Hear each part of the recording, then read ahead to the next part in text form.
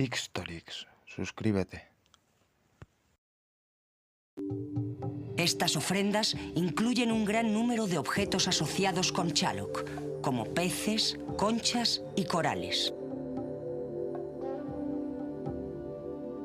También se encontraron restos de esqueletos de niños y adultos dedicados a su dios guerrero.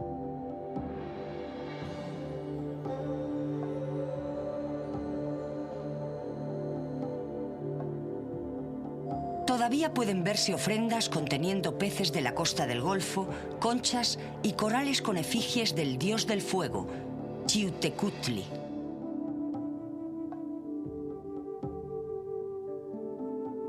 Incienso y artefactos de diferentes tipos procedentes de toda Mesoamérica.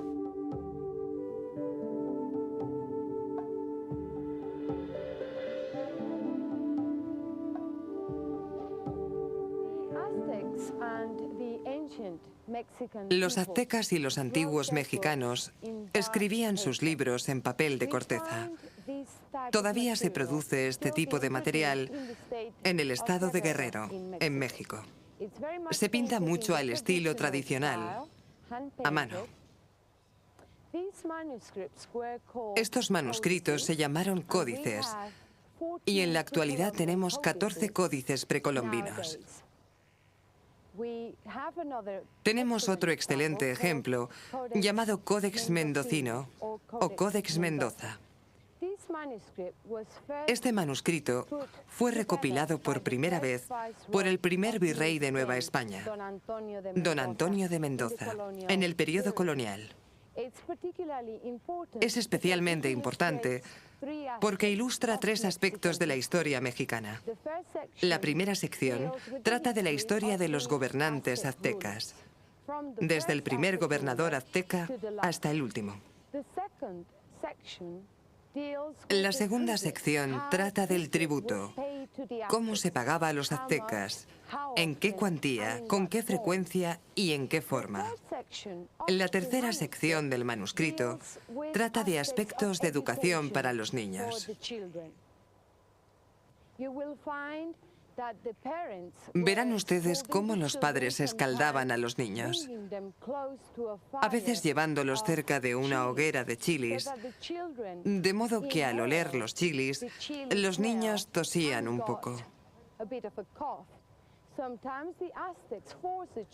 A veces los aztecas obligaban a los niños a dormir fuera, en el barro mojado. También hay otros aspectos, como cuántas tortillas se les permitía comer al día, dependiendo de la edad. Frecuentemente a los muchachos se les enseñaban las manualidades que realizaba el padre, mientras que las muchachas se quedaban en casa con la madre. A veces se enseñaba a las muchachas a cocinar, a tejer. Estos códices son particularmente útiles para reconstruir cómo vivían los aztecas, cómo traían a los nuevos bebés a casa, la función de las comadronas, qué hacían cuando nacía el bebé, cómo anunciaban el nacimiento de un niño o de una niña. Los gobernadores aztecas de Tenochtitlán formaron parte de una triple alianza con gobernantes de estados cercanos. Netzahualcóyotl era un gran gobernador del vecino Texcoco, que gobernó desde 1418 hasta 1472. Fue contemporáneo del gobernador azteca Moctezuma. Favoreció las leyes, la ingeniería y las artes, e hizo de Texcoco el lugar de la corte y el centro de la actividad artística. Promovió la construcción de un extenso sistema de acueductos para traer agua desde los manantiales de la montaña a las ciudades y a las superficies agrícolas.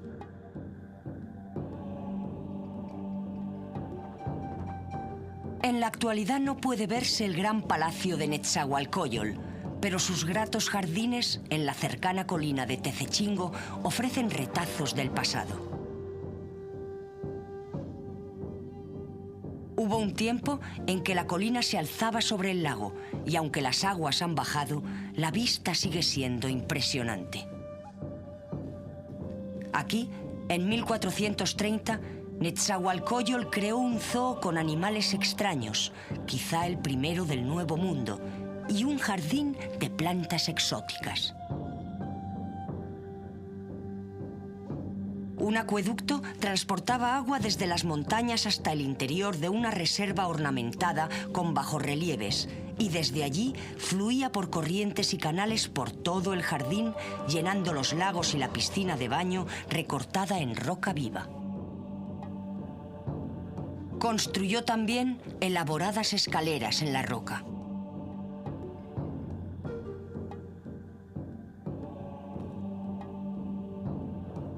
Sentado en el trono de piedra de Netzahualcóyotl, en lo alto de la colina, se tiene una magnífica vista de su panorámica real. El rey vigilaba el tráfico de las barcas de pesca que tenía ante él, al tiempo que escuchaba los sonidos de los gallos cacareando y el canto de los pájaros. Pueden verse los restos de las cuencas, pero ya no vemos las cascadas, las pajareras o los macizos que proporcionaban al rey tal deleite. Todavía existe un sistema de canales azteca en Xochimilco, que en nahuali significa lugar de los campos de flores. Actualmente es una animada atracción turística, donde los vendedores despliegan sus artículos sacándolos de brillantes barcazas de colores, de modo muy parecido a como se hacía antaño.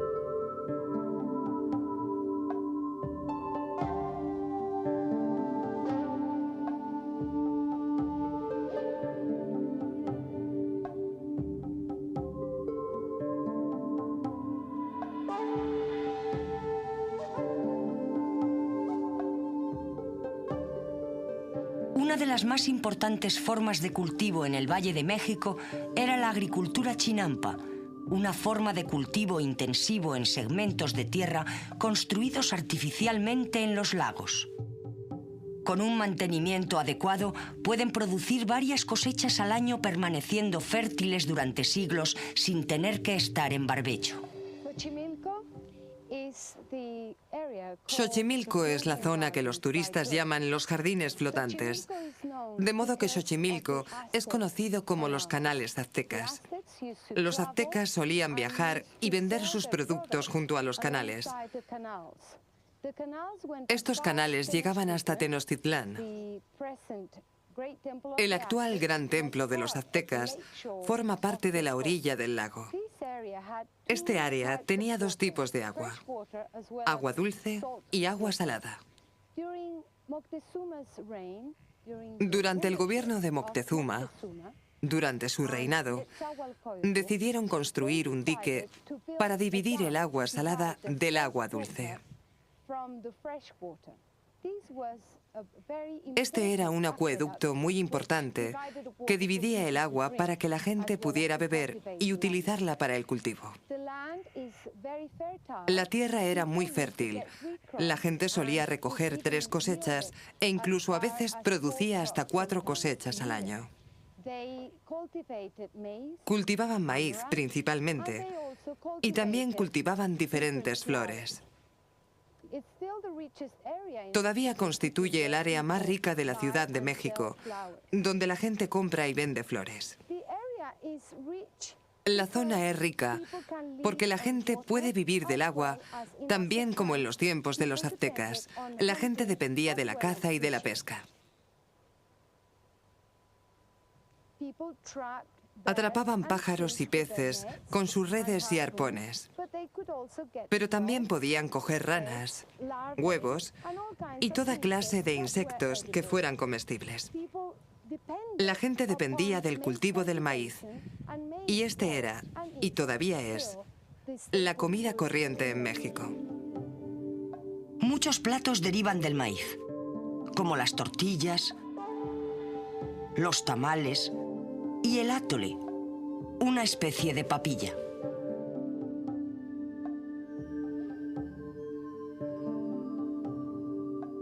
El tráfico de canoas conectaba todo el sistema de lagos del Valle de México. Se dirigían predominantemente a Tenochtitlán y transportaban sobre todo comestibles y otras provisiones. El transporte en canoa no solo era más eficaz, sino que en muchos casos la ruta por agua era más corta que las terrestres. Otra cosecha importante era el agave o pita. La planta era una fuente de fibra para fabricar ropa, redes, cuerdas y talegas. Las espinas se utilizaban como agujas, como explica Tommaso Antonio.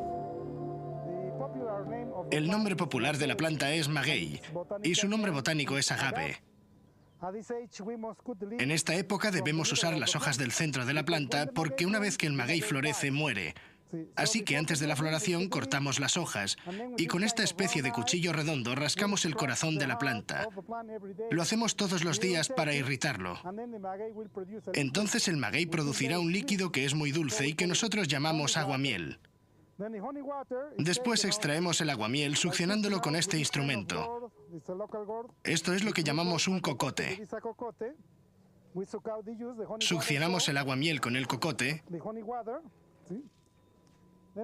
y entonces lo podemos beber o bien dejarlo fermentar en barriles de madera durante 24 horas. 24 horas más tarde, el aguamiel producirá una bebida precolombina que se llama pulque y que contiene un 6% de alcohol, como la cerveza más o menos. El maguey produce aguamiel durante 6 meses. Durante 6 meses producirá 4 litros al día. De las hojas del maguey, las culturas antiguas obtenían el primer papel sobre el que se escribió.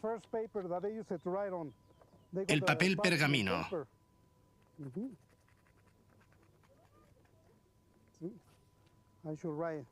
Ahora voy a escribir algo para que ustedes vean que se puede escribir sobre este papel. De cada hoja, las culturas antiguas obtenían un pergamino. Este fue el primer papel. Con él, las culturas antiguas solían hacer collage. Y el pergamino es resistente. Hay una hoja en el interior y otra en la parte de fuera. Tenemos 2 trozos de papel en cada hoja. Además de obtener el primer papiro, también obtuvieron aquí el primer jabón para lavar.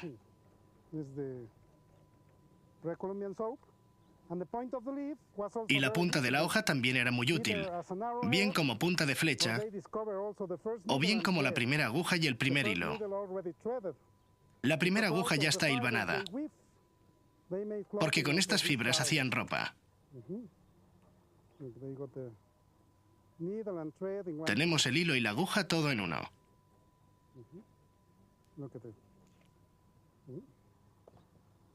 Hilo y aguja juntos.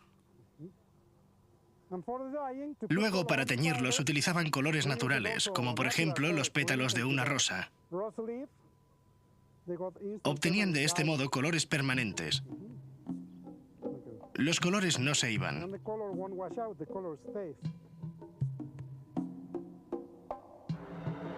Cuando los primeros españoles desembarcaron en la costa de México en 1517, sus intenciones iniciales fueron conquistar tierras lejanas para la corona española y extender la palabra de Dios.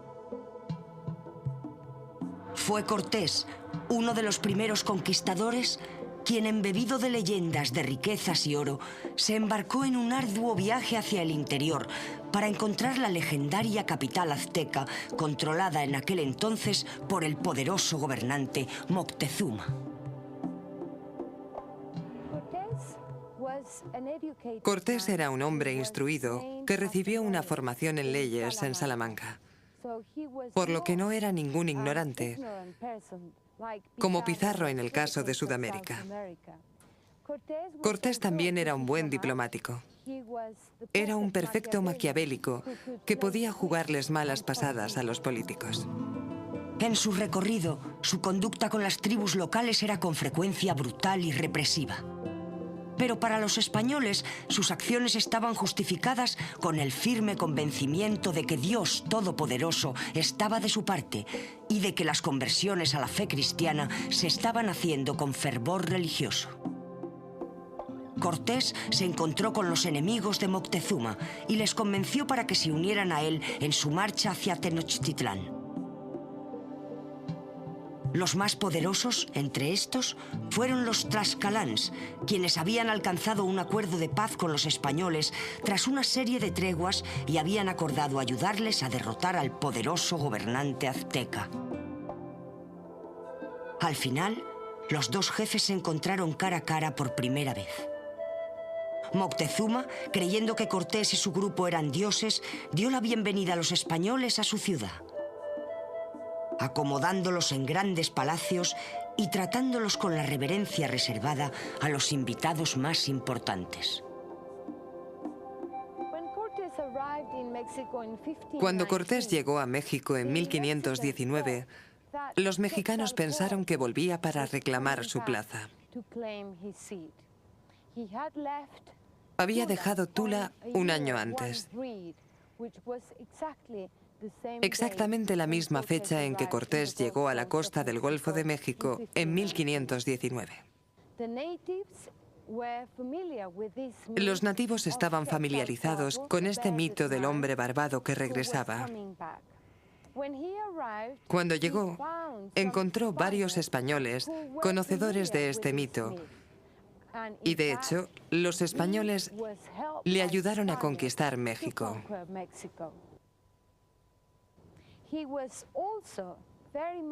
También era muy consciente del hecho de que los nativos no estaban familiarizados con los caballos. Así que con ellos y con el poder de las armas de fuego asustó a la población. Los mexicanos no estaban acostumbrados a estas particulares armas de fuego y quedaron petrificados. Pronto se agriaron las relaciones cuando se vieron claramente las verdaderas intenciones de los españoles de apoderarse del oro.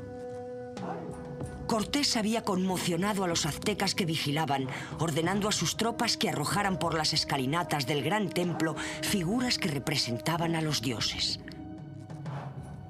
Moctezuma, quizá convencido por los malos presagios, creyó que los recién llegados triunfarían y pronto fue hecho prisionero.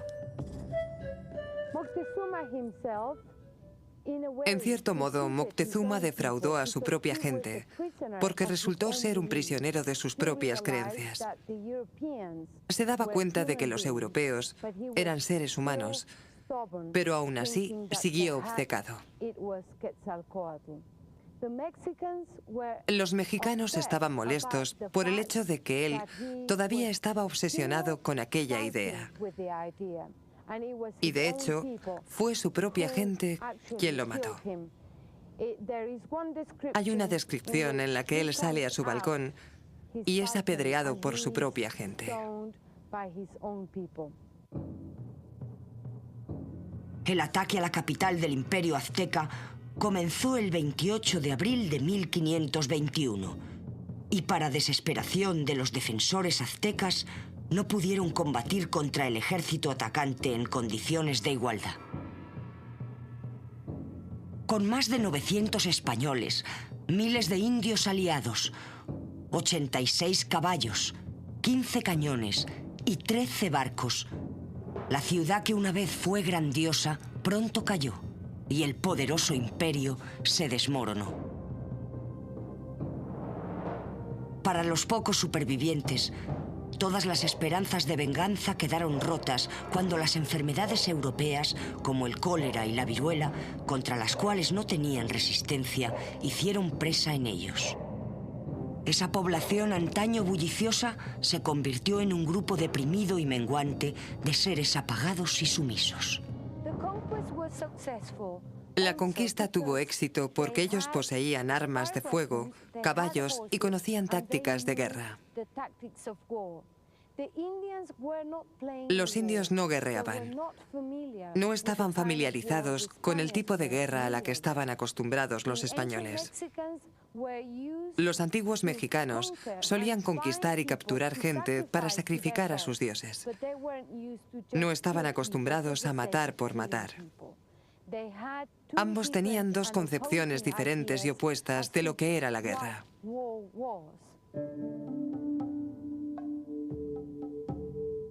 Esto marcó el final de Tenochtitlán y el comienzo de la Nueva España. Afortunadamente todavía se habla la lengua en algunas partes de México. No todo el vocabulario se ha perdido. De hecho, algunas palabras se han fundido con el español y la influencia azteca permanece hoy en día.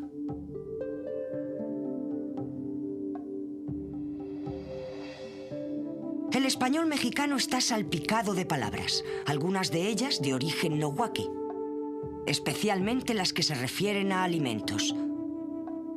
Tomate, chile o chocolate han entrado a formar parte de diversas lenguas. La vida azteca dista mucho de haber muerto. Todavía sigue viva. La lengua náhuatl se habla en varios estados modernos de México. También en varios estados, la vestimenta sigue siendo muy parecida. Las faldas largas, sujetas con cinturón y una prenda triangular llamada cascametel, que se llevaba sobre los hombros, sin blusa en los tiempos prehispánicos, aunque hoy en día se llevan con blusa. Los hombres sí han cambiado su vestimenta, aunque las mujeres todavía conservan tradiciones antiguas en ciertos pueblos de México. La comida sigue siendo de estilo precolombino. Nos encontramos con recetas de chasmole, pollo cocinado con salsa de chocolate y chilis, que todavía forma parte de la tradición mexicana. Ixtorix, suscríbete.